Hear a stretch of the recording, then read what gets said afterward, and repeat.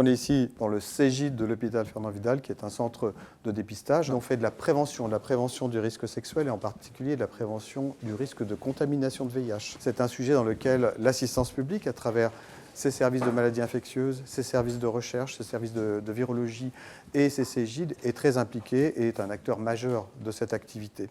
Dans les outils, il en reste un majeur, fondamental depuis longtemps, c'est le préservatif. Il y a un arsenal dans la prévention qui est: je suis contaminé par le VIH, je suis traité et j'ai une charge virale indétectable, je ne peux plus contaminer mes partenaires. J'ai pris un risque sexuel, dans les 48 heures, je vais à l'hôpital, aux urgences ou dans un CEGID pour avoir un traitement pendant 28 jours.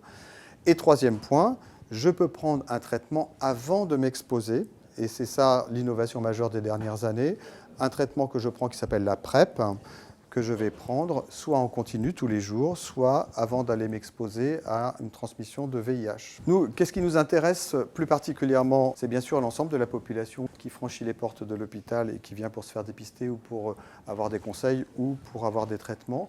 Mais on va aussi chercher des personnes précaires, exposées, qui ne franchissent pas les portes de l'hôpital, et on fait ça avec des associations. Ça nous permet en fait de faire sortir les CEGID des hôpitaux pour aller vers les populations qu'on appelle les populations cibles.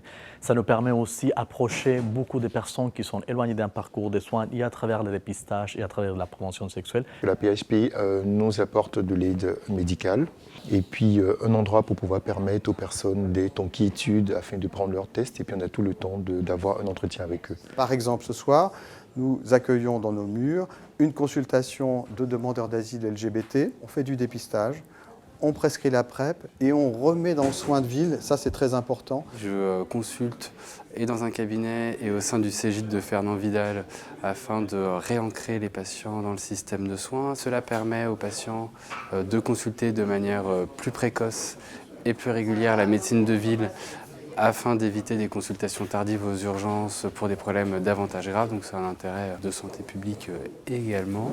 Et il faut pouvoir continuer à faire venir à l'hôpital en fait, des personnes qui ne seraient pas venues spontanément à travers ces démarches que nous faisons.